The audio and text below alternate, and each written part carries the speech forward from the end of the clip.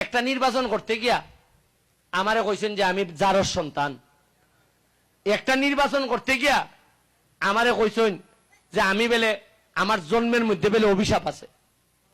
আমি একটা নির্বাচন করতে গিয়া তাও এমন সব লোকজন কইছেন আমার প্রার্থী, আমার বিরুদ্ধের প্রার্থী যিনি আমার মুরব্বী, যিনি আমার সিনিয়র, তাই না আমারে কইছেন আমার মতো ব্যারিস্টার বেলে ফাওয়াত তোলে পরে বেলে,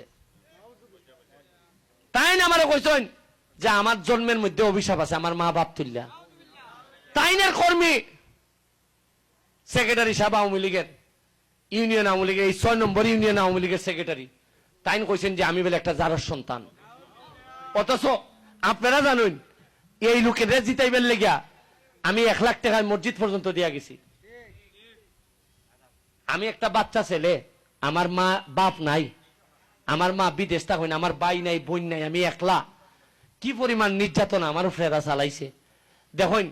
মানুষ যখন অন্যায়ভাবে একজন মানুষকে বেইজ্জত করে, আমি শুনছি স্বয়ং আল্লাহ নাকি তার ইজ্জতের জিম্মাদার হয়ে যায়। আমি এরার প্রতি আমার কোনো দুঃখ নাই, আমি সব আমার মন থেকে ছেড়ে দিছি।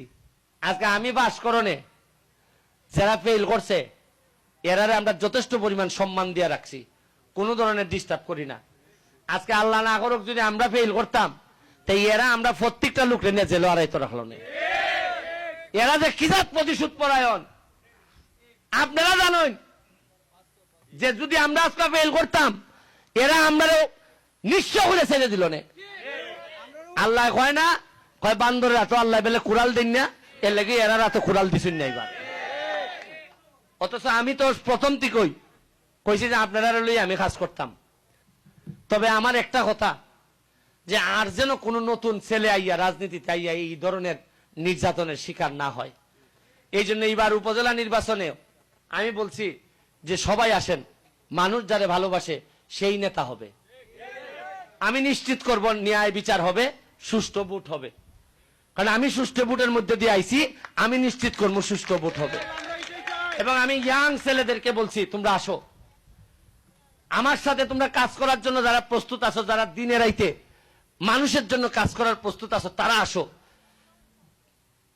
দান্দা লইয়া যদি আইসা থাকো তাইলে প্লিজ আমি আল্লাহর কাছে চাই, আল্লাহ তুমি আমারে এমন একজন পার্টনার আমারে দেও, যে আল্লাহ কোনোভাবে আমারে এই যে এইসব মানে আমার কাজ যে বাধাগ্রস্ত যেন না করে। সোনারঘাটের স্বার্থে আমি আপনাদের কাছে চাই, সবচেয়ে ভালো মানুষ যিনি হবেন, যাকে স্পিডের সাথে কাজ করানো যাবে, এরকম একটা লোকরে নেতা বানাই দেন।